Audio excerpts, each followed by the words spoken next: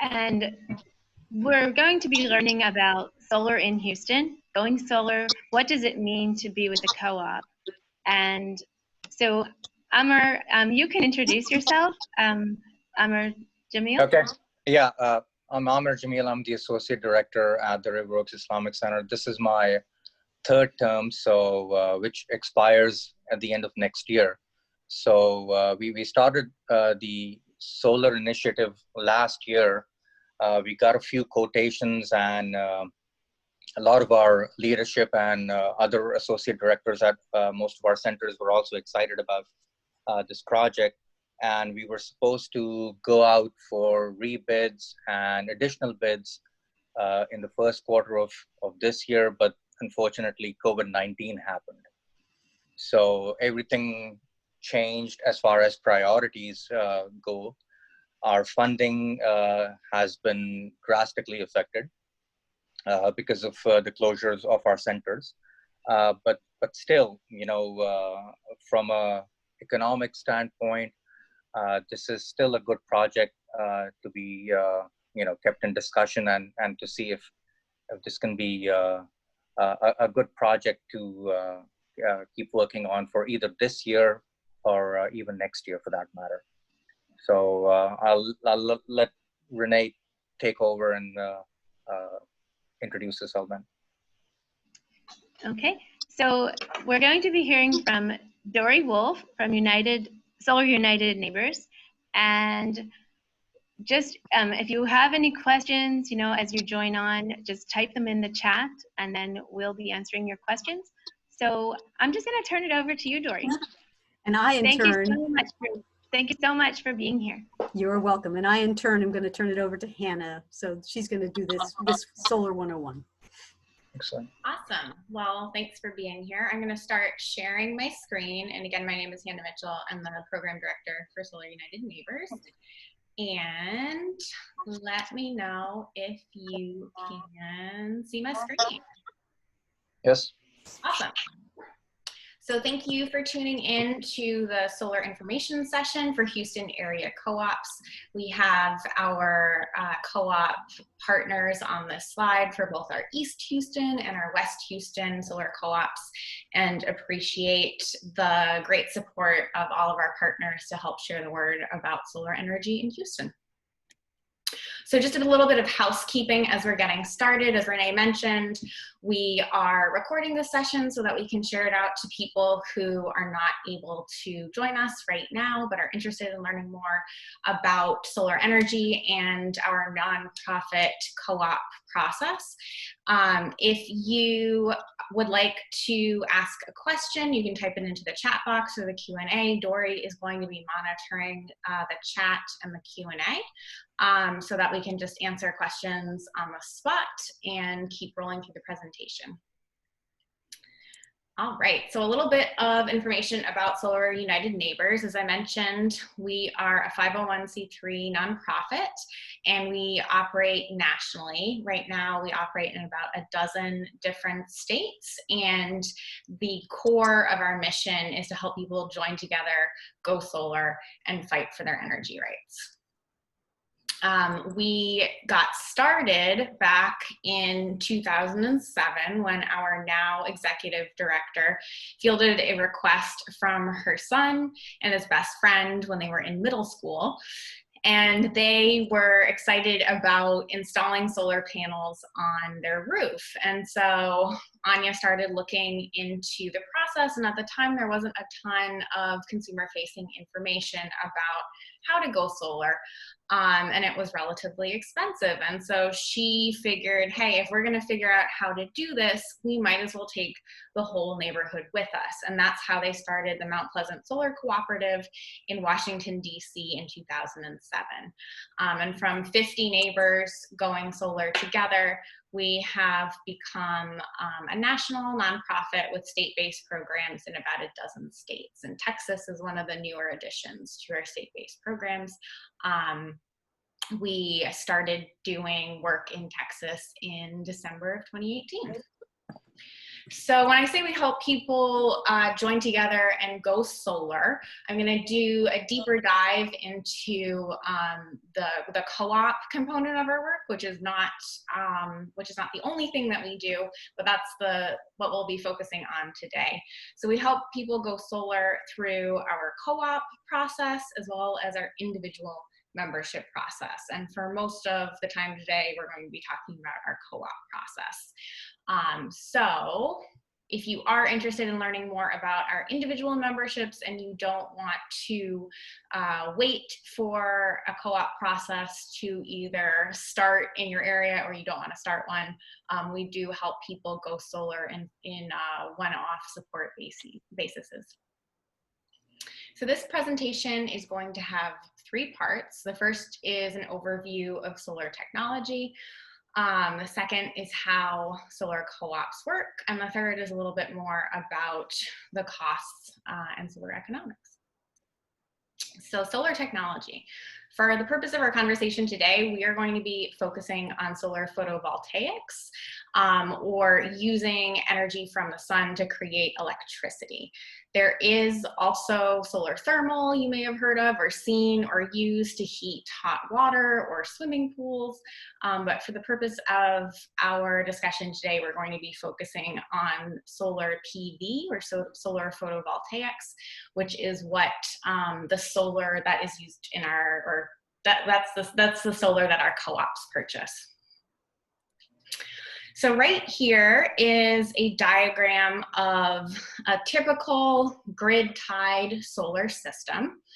And we'll be going into each of these different components in more depth, but just to give you a little bit of an overview, the first part is a solar array. So energy from the sun hits the solar panels and excites the silicon wafers in the solar panels, which create an electric current. So this flows off of your solar panels in the form of direct current or DC electricity.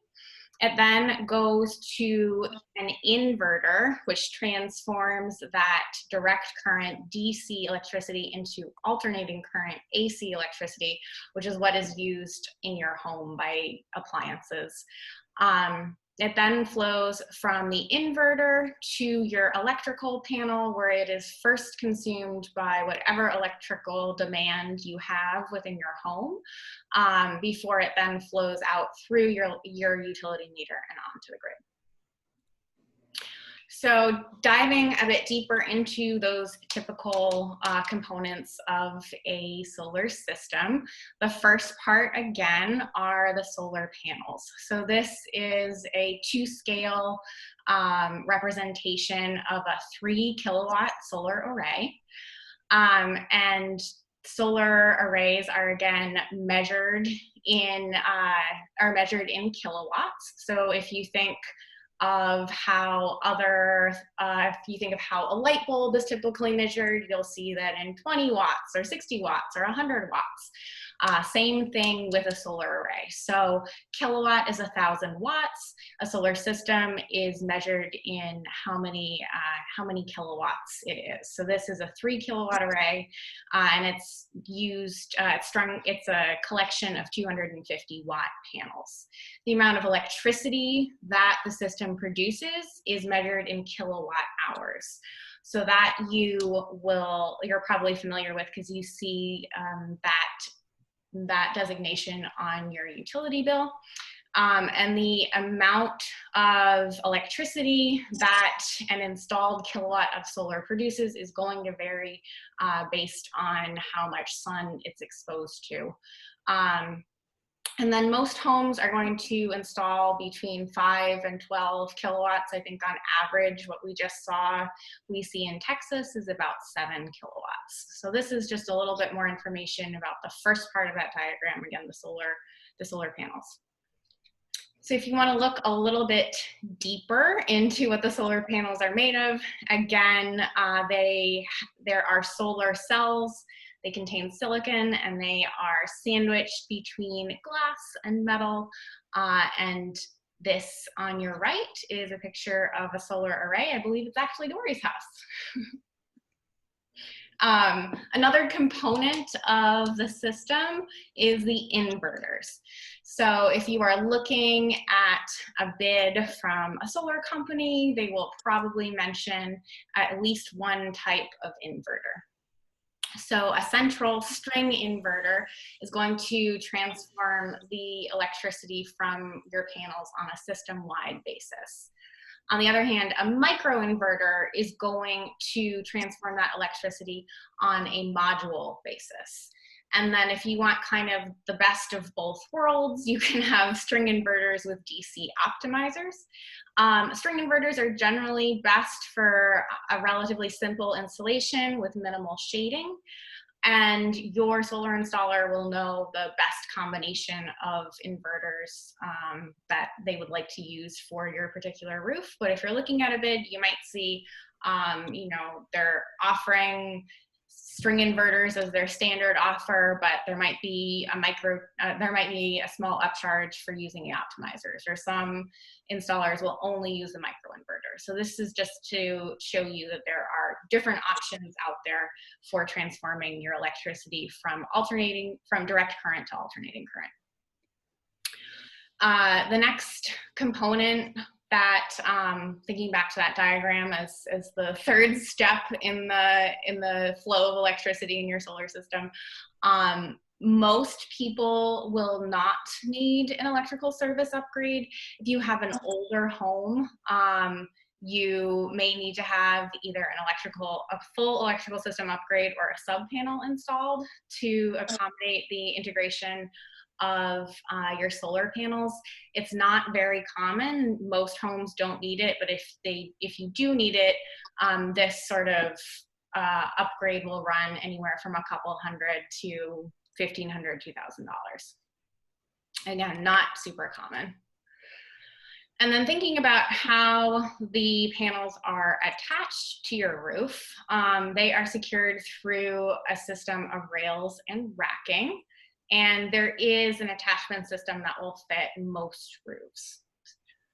So if you have a standing seam metal roof, the racking is attached directly to the standing seams, so there is no roof penetration whatsoever. If you have a flat roof, they're generally attached to the load-bearing parapet walls. And if for some reason you don't have any space for solar on your roof, or you don't have anything that isn't shaded and would like a ground mounting system, that's also an option. It usually comes at an upcharge. And so if you aren't getting solar panels attached to your roof, again, they're attached through the rails, and it's a rail to rafter connection that is then weatherproofed through flashing to shed water. You might be thinking, okay, so if my roof type is likely fine for solar, what other things do I need to take into consideration? And so the siting of a solar system usually entails about 200 square feet of contiguous space. So you need some space for the panels to fit on your roof.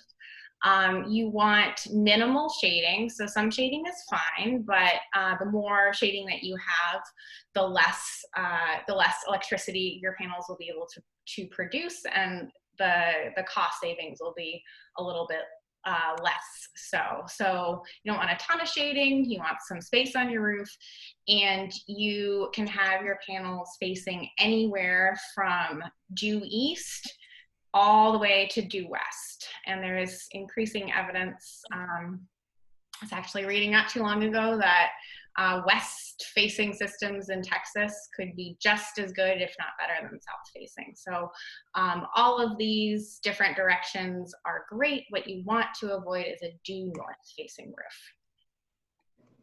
So again, we are looking at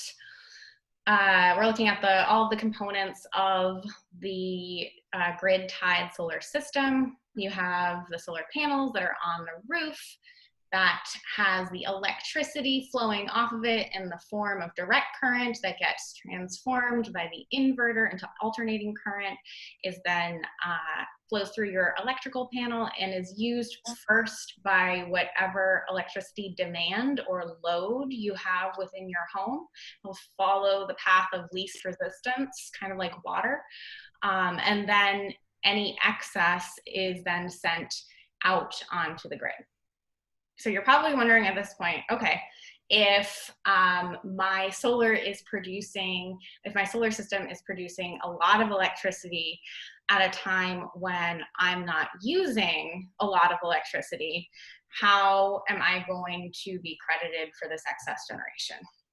And that's where solar net metering comes into play. So solar net metering is a policy concept, and it allows for the bidirectional flow of electricity. So by law, utilities have to allow this bidirectional flow, but how you are credited for excess generation is determined on a state-by-state basis. So within Texas, we do not have a statewide net metering rule. We don't have a statewide net metering policy on the books, but there are individual retail electricity providers that offer solar buyback plans. And so I'll get into that a little bit more.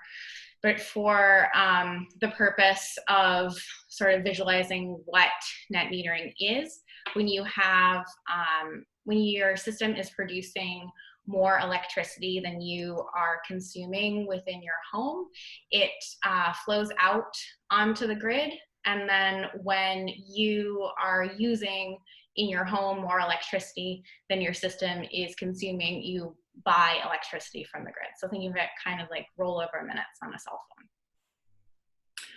And so in a net metered situation, your total electricity bill for the month would be the amount of electricity used minus the amount of electricity produced.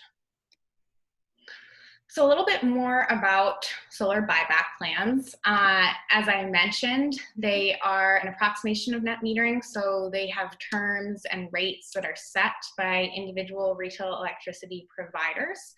And the buyback plan that is best for you is going to depend on your electricity consumption patterns, when you're using electricity, and what your solar goals are. But there are a handful of reps within the retail choice market of Texas, so that's where Houston is, that offer solar buyback plans so that you can get that credit for excess generation.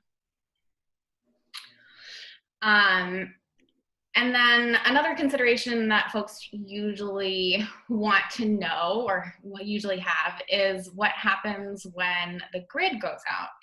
So unless you have a system with battery backup, if the utility grid goes out, your electricity will also go out, so that your solar panels are not back feeding onto the grid. And this is really a protection measure for any line workers that are repairing the outage, to make sure that they're not harmed by anything feeding onto the grid. If you do want electricity during a power outage, and you experience frequent outages, and perhaps we're already considering getting generator backup, storage might be a good option for you to consider. And you will want to keep in mind that you're going to have to decide what type of things in your home, like electricity or refrigeration, air conditioning and cooling or refrigeration, you want to keep on through your battery backup, because you won't be able to power everything unless you get a lot of batteries. So this is what a fictional family, the Johnsons, are going to power with 6 kilowatts of battery backup that have been fully charged. So they decide that when the power is out, they are going to run a refrigerator and a small microwave. They're going to have some lights that will be on, have the ability to be turned on, and some outlets and a cable modem. But they're deciding not to power the central AC, the stove, the dryer, or other things that require a lot of electricity. And the cost of batteries, just to give you a very ballpark figure, are still, the cost of batteries have not dropped as much as the cost of solar. So if you're looking at a 6 kilowatt battery bank, again, this number could vary a bit, but you're looking to add at least about a third of cost to the system overall. And if you want to learn more about batteries and storage, we do have a battery guide. We're also doing a intro to solar storage, intro to batteries for for anyone in our network. It's a national webinar. It's not Texas specific, but has a lot of really good content, and it's happening on Tuesday, June 30th. So I can share that link out after the presentation in the chat if folks are interested in learning more.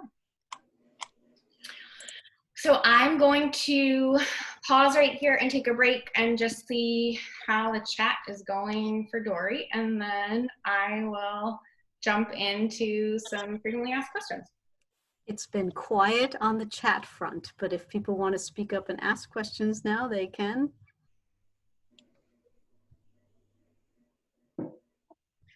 All right. Well, thank you for the breather and the water break. Yes, please feel free to ask questions as they come up. Wait, but there is one question. What happens when you have to replace your composition shingles? Do you want to take it, Dory? I'm happy to do that. So what we've generally say about roofs is if your roof is new within the first 10 years of its life, then, you know, go ahead and put solar on your roof. And it will actually, the part you cover with solar will actually preserve it from that sunlight. But if your roof already needs replacing, or if you're in the latter part of life of that roof, it will make sense at this point to go ahead and get a new roof first, replace your shingles first, and then add solar. With all our quotes, we do ask our installers, what would it cost to, after installation, remove the panels so that we can re-roof and then put them back on. So we can give you that price. It's, you know, it's generally been between what, $50 and $100 per panel. But again, if you know that your roof needs work, go ahead and do that before you put solar on. And then there's another question, and that is, how many co-op members are in the East Houston Co-op, and how many in the West Houston Co-op, and how many houses of worship have joined the co-op to date? Good questions. All right, so we have 2 open co-ops right now, and the West Houston Co-op came first, and they have reached they're at 23 members right now, last I checked. And they have gone out to bid, and there'll be an announcement in the next week or 2 about who the winning installer is. And so if you sense that you're on the west side of Houston, and we really sort of divide the city in half at this point, then you can join the West Houston Co-op. The East Houston Co-op is a little bit younger co-op, and we have, last I checked, 17 members in that co-op. And so when we reach that magic 20, we can start going out to bid for that co-op. So East Houston Co-op is not far behind. And our goal is to grow those co-ops just as big as we can. So the more, the merrier. And then, are there houses of worship that have joined? On the East, not on the West Houston Co-op that I know of, but on the East Houston Co-op, we have the Bay Area Unitarian Universalist Church has joined. And I'm not sure about the Clear Lake Islamic Center. I know we have members of the Clear Lake Islamic Center as co-op members for the East Houston Co-op, but I do not know if the co-op itself, if the center itself has joined. I have to check that. Yeah, we really encourage, even if your place of worship isn't or has not yet officially joined, many places of worship will help share the word about that a co-op just exists for their members in case that's something that members of that place of worship are interested in installing on their homes. And I will also mention that I can share out just a little bit more information about financing considerations for nonprofits, such as places of worship. So I'm just going to jump into some frequently asked questions, one being warranties. So there are usually 3 different warranties that your solar will come with. The first is the manufacturer's warranty.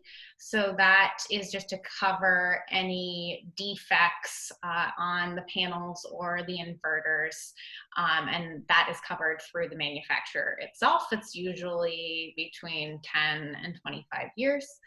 The next is a power production guarantee. So that just guarantees that your solar panels will produce, and what we see most standardly is 80% of their nameplate value by year 25. So the system is going to degrade in efficiency a little bit every year, but most have a power production guarantee that states that these solar panels will produce 80% of their nameplate value at year 25. That's not to say that they're going to stop producing electricity altogether after 25 years, but that's a standard warranty. And then the third is issued through the installer, and that's a labor warranty, which usually goes hand in hand with a roof penetration warranty. And those will vary by the installer. Second, will it increase my homeowner's insurance?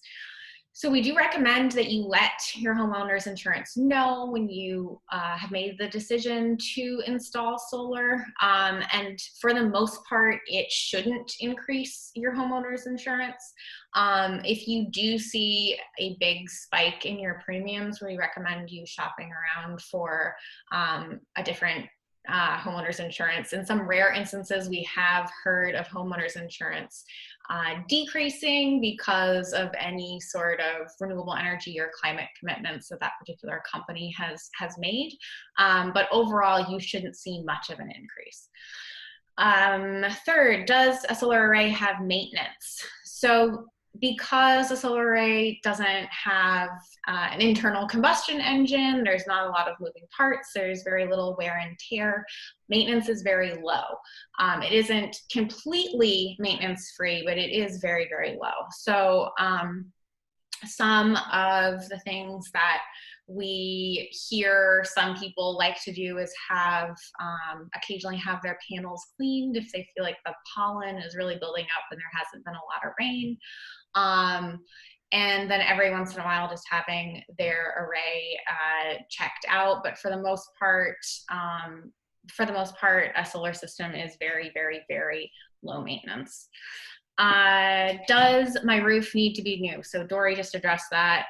How long do systems last? So as I mentioned during the warranty part, most systems have that power production, most panels have that power production guarantee for about 25 years. And that is not to say that they're going to stop producing electricity after 25 years, but you do want to think of this as a long-term investment. So like at least a 25-year investment. How will my HOA allow solar on my home? So Texas actually has a couple of laws on the books to prevent HOAs from outright blocking solar installations. So an HOA can weigh in on the aesthetics of the array as long as those recommendations do not reduce the power that the system produces by more than 10%.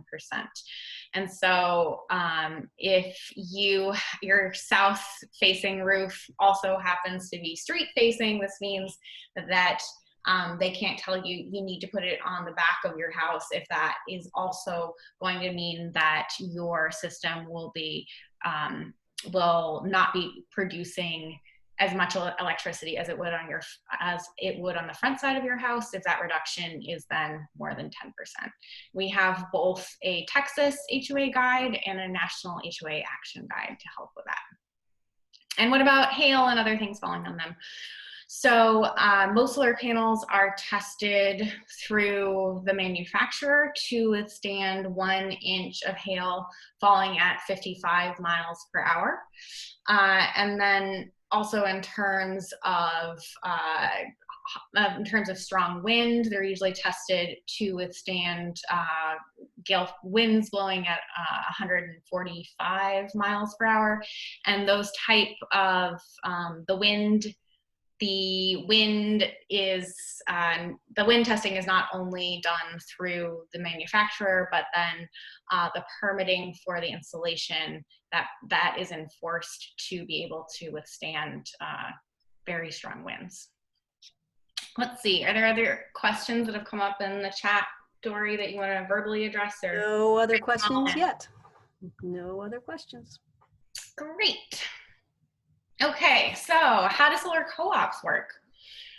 So as I mentioned earlier, a solar co-op is a group of people in a relatively geographically similar area that all want to install solar on their homes or small businesses at once.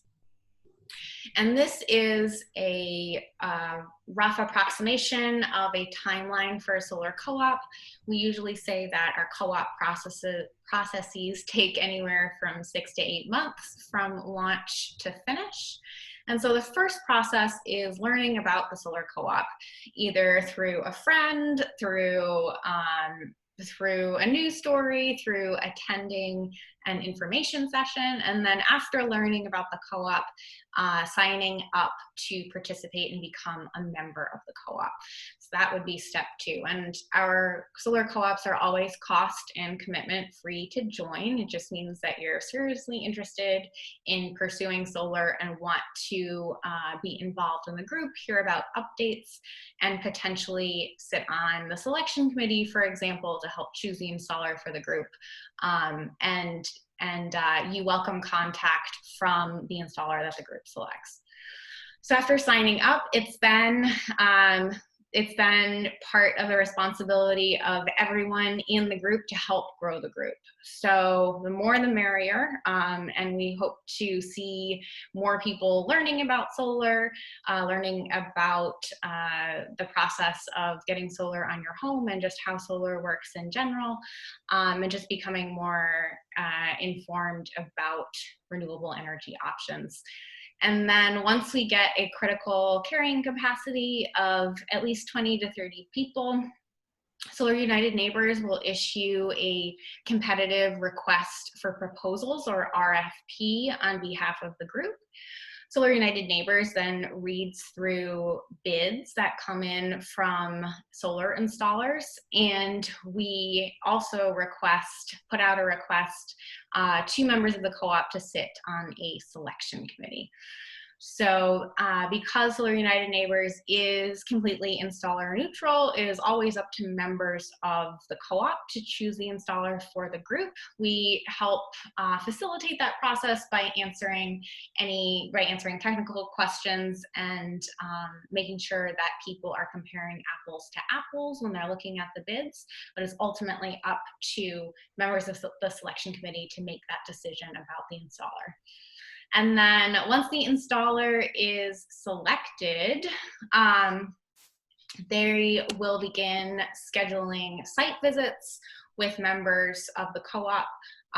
Many installers are doing virtual roof assessments these days. They will ask for a year's worth, or as many utility bills as you have, to be able to design a system that will best meet your energy consumption needs. And also, this is a good time to tell them if you have any particular solar goals or budget. And then they will create a proposal and present you with a proposal, and you can either accept that proposal and sign a contract with the installer, or decide, you know what, I'm not interested right now. This isn't for me right now. And I've learned about solar and I'm not going to ultimately install solar. So you have the opportunity to sign a contract, and you sign that with the chosen installer. You don't sign it with, it's an individual proposal that's between you and the installer. It's not like a group contract that you're signing, but you are getting the same group prices as everyone else in the co-op. And then installations happen, and we have a party at the end. So again, it is up to members of the co-op to pick the solar installer for the group. And now we're going to go into part 3, which is all about solar economics. So as I mentioned earlier, solar systems are priced at $1 per watt price. They're not priced per panel. They're priced basically based on the potential for electricity production. And the cost per watt, as you can see here, has been declining pretty steadily in terms of the hard costs. So there's these purple bars, which are the system components and the technology components. With what has not dropped at the same rate, or in some cases has increased, are the soft costs. So that's the costs associated with marketing and lead generation and getting finding customers that are educated and interested in solar. And so that's where the co-op has its beauty, in that it can help reduce those soft costs and pass along the savings to co-op members. It's also worth noting that there is a federal tax credit for renewable energy systems, and it is stepping down. So this is administered, it's a federal tax credit. You take it off of your federal taxes, and if you do not have a tax appetite to take these taxes all in one sitting, this tax credit all in one sitting, you can spread it out over multiple years. It is stepping down. So it's currently at 26%. It will step down to 22% in 2021, and then is set to expire in 2022 unless it is renewed at the federal level. And I am going to just move my bar out of the way. There we go. So I can see the slides. Great. So solar is a long-term investment, as I mentioned before. And if you're looking at this as a long-term investment, you're also hedging against electricity price increases, which typically go up about 2% per year. So you're locking yourself into a long-term energy cost. It's also worth mentioning that for the Center Point area, which is where Houston is, the Center Point, in association with Solar United Neighbors, is offering an incentive for qualifying installations. And this is while funds last, but it is a pretty good sort of extra incentive for solar. And you're looking at no moving parts, 25-year lifespan, and increased property value for your home.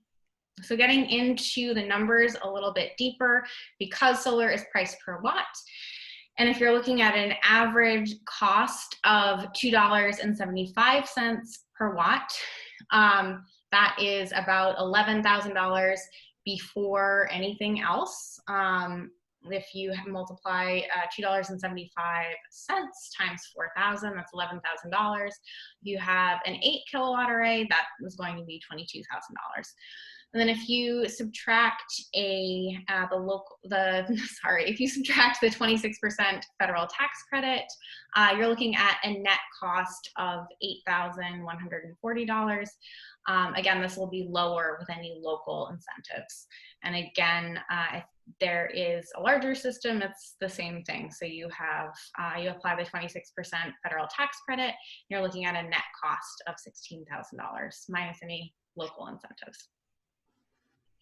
So to get a little bit deeper into this, as I mentioned, there are solar buyback plans in Texas, which is an approximation of net metering, which is how you get credit for any excess generation that your system produces. We have been partnering with Texas Power Guide to do an analysis of available buyback plans for solar. And these are some of the findings here. So this, all of these three graphs assume two different retail electricity rates. So one, the yellow line here is going to be 12 cents per kilowatt hour. The red line is going to be 9.5 cents per kilowatt hour. And these are, again, based on two pre-solar retail electricity rates. So if you don't have a buyback plan, if you opt to not get any sort of credit for excess generation, and this is also assuming a plan that doesn't require behavior modification. So this graph also does not take into consideration a plan like free nights and weekends, which would require shifting when you're using electricity. The general observation that we have found is that without a buyback plan, a smaller system is going to pay for itself more quickly than a larger system. On the other hand, if you get a retail electricity plan with a one-to-one energy buyback, that means that the rate at which you are getting credited for your excess generation is equal to the rate at which you are buying electricity from the grid. A medium to larger size system is going to pay itself off faster than a smaller system.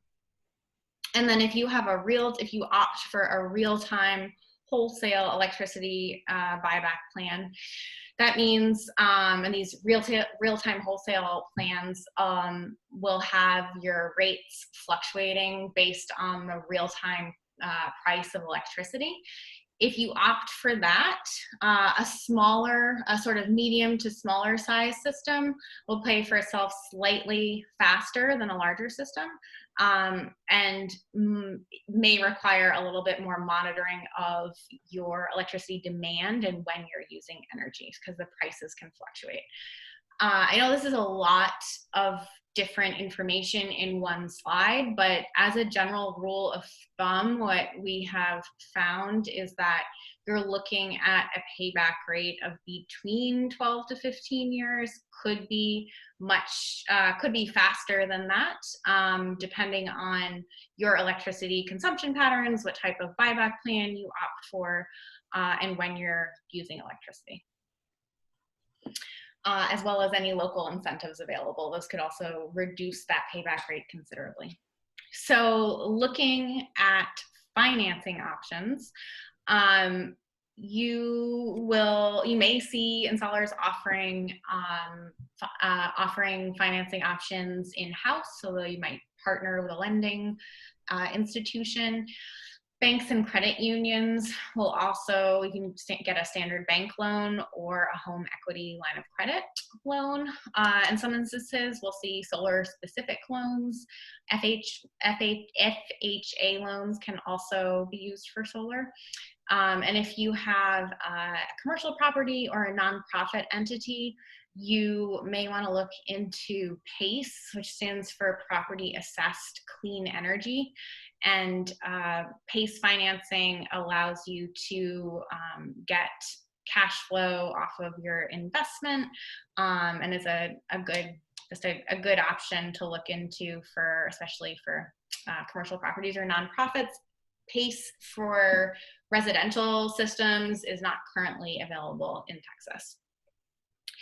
And then another thing you may want to look into is a third-party ownership model. So that is a situation in which you don't own the system, but you could either lease your roof space or enter into a power purchase agreement in which you enter into a contract to purchase the electricity that your system is producing. One thing you will want to just look at is the terms of the agreement. If you're planning to move in the near future, that is just something you would want to look at in terms of how long your power purchase agreement is good for, and then how easy it is to transfer that agreement.